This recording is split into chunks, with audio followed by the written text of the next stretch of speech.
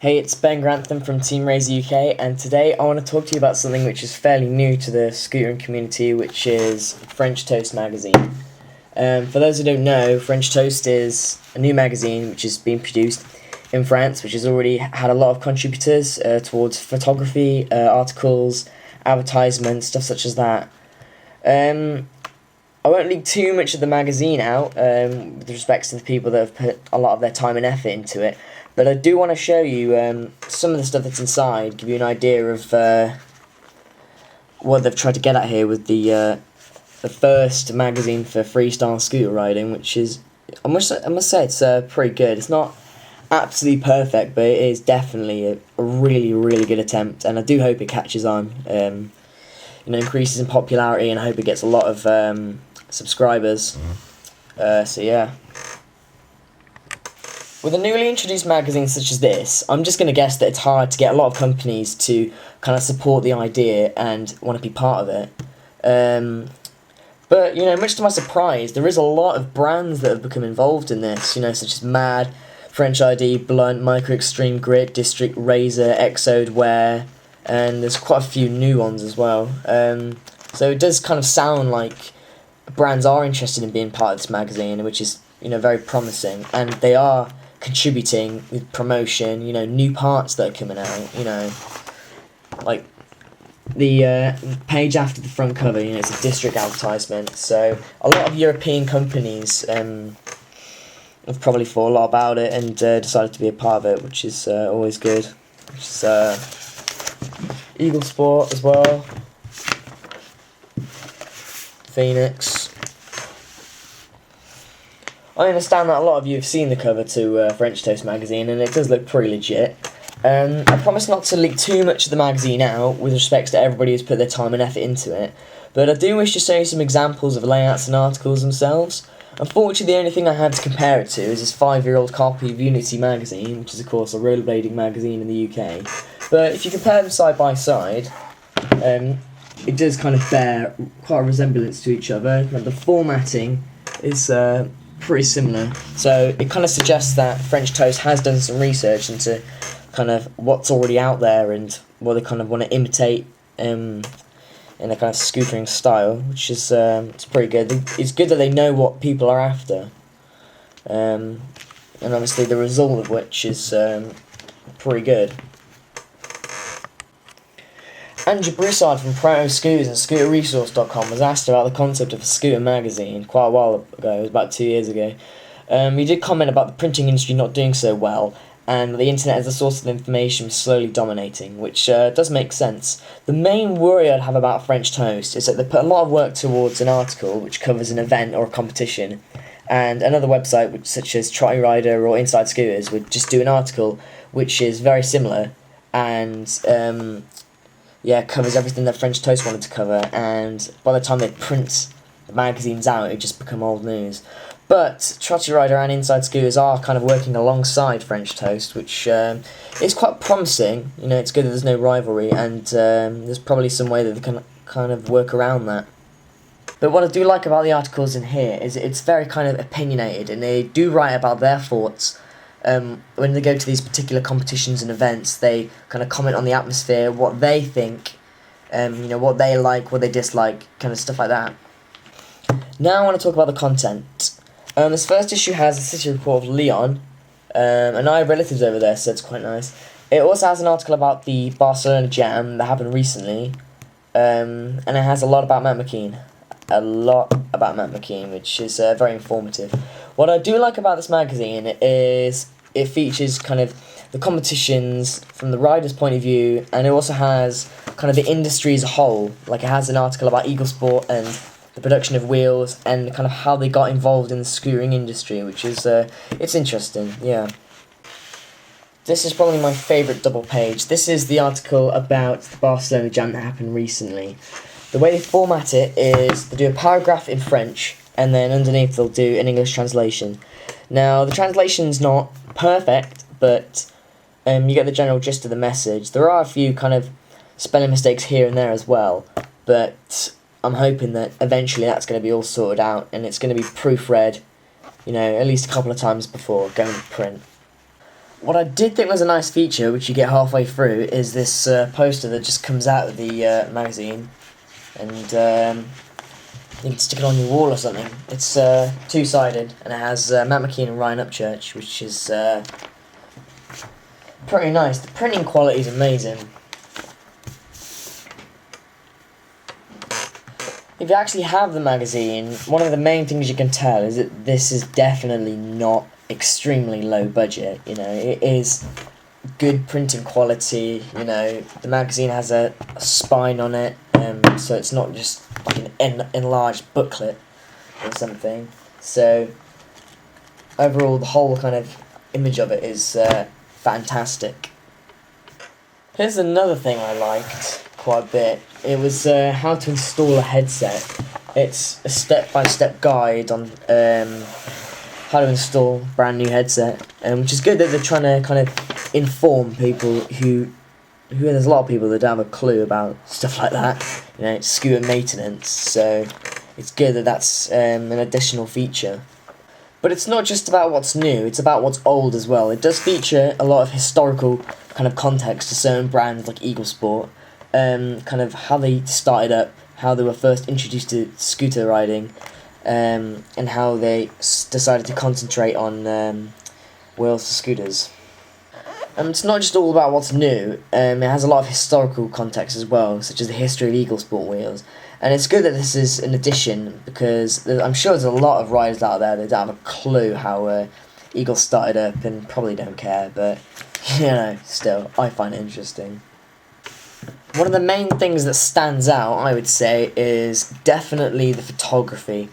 There is a lot of pictures, photography by riders all over the world, mainly in the articles here, you know, just different tricks, just coverage of events, pictures of skate parks, pictures of street spots, advertisements with photography in, you know, stuff like that.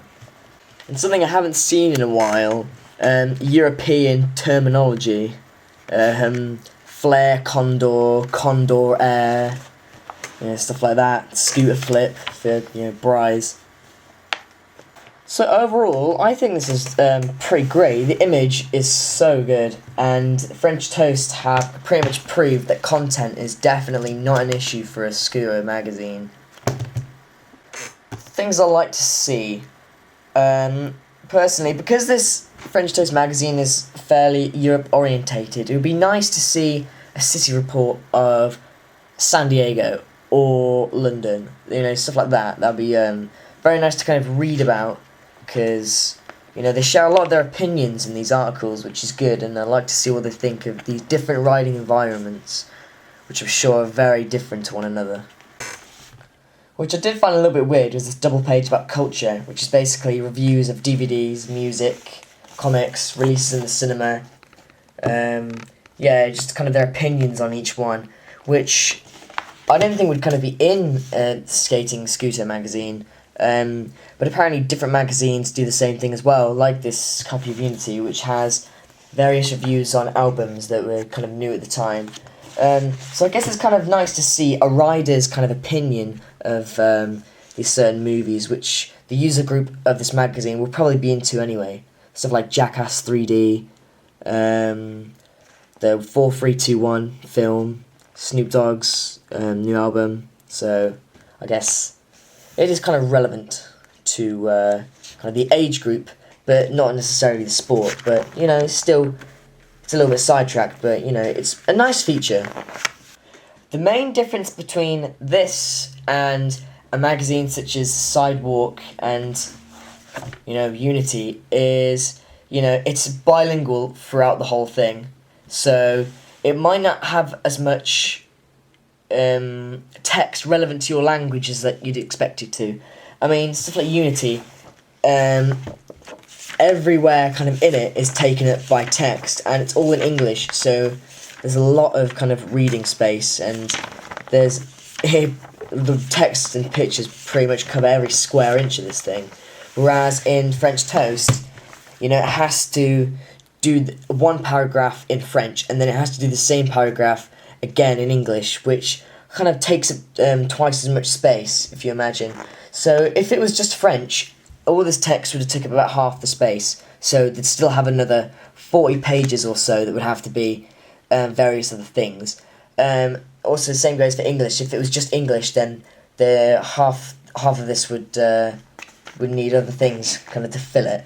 But I think if content wasn't such an issue, if they do manage to tackle it, it would be a good idea to have an edition which is in French and another one which is in English, and just distribute them to the separate countries. If they do manage to fill an English version and a French version with no issues, I guess that would be a good idea, as you're not having to just focus on the English parts and then you go to the next page and feel like, throughout the magazine it's only been half read.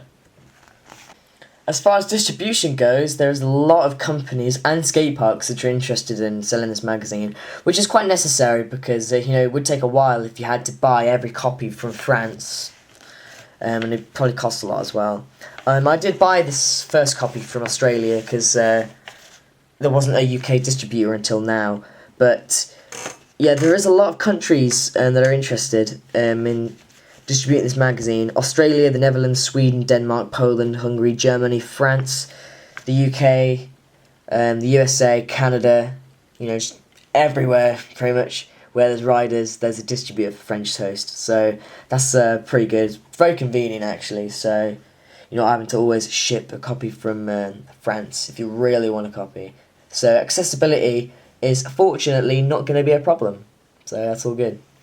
And despite this being a French magazine, there is quite a few references and coverage of other countries as well, such as Spain, Austria, Germany, America, with North America, NDub, New York, and South America, like California, which is pretty good. And the way I kind of see it is that freestyle scooter riding kind of has two sides. It has the side with UK, Austria, and America as kind of the English side, and then the other side as, Spain, France, Germany, Switzerland, Austria, kind of the side that we probably don't understand as much as we should do. But what this magazine kind of does is break down the language barrier, which is it's pretty nice. And it is nice to read about, France, because a lot of people kind of resemble France as kind of the riding street in Paris, that kind of thing, just French ID in district, and then people kind of resemble Europe as a whole with, riding street,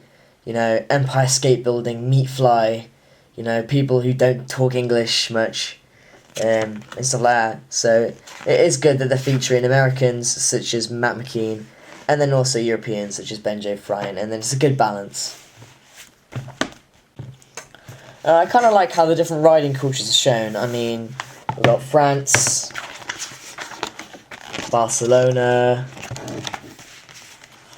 Australia, and America. So yeah, it's pretty nice that they kind of brought it all together into one source, which is overall really, really good to read. I got a mention as well, which I definitely didn't see coming, so that kind of made me happy, especially since this is the first issue of something which I'm hoping is going to develop and catch on even more, and it's going to become popular, so it's quite a mark in history, this first issue. So that's my review of French Toast magazine. Do you think it's going to catch on? I'd love to see all your comments below, and subscribe if you want to see more riding videos. But obviously this is going to be like a one-off review of French Toast. I don't know if I'll do a video about the second one, which I am hoping to get, by the way, and hopefully to stay subscribed and keep getting copies of these, keep getting updates, keep reading about all the different riding cultures, and keep my interest up. So anyway, yeah, thanks for watching this video, and I'll see you soon. Oh yeah, just a quick shout out about 3,000 subscribers, which I achieved last week. Haven't been able to get a chance to make a video until now, so yeah, just thank you for all the support, and thanks for watching my videos and taking an interest, and I'll continue to make videos, and I hope you enjoy them. So, see ya.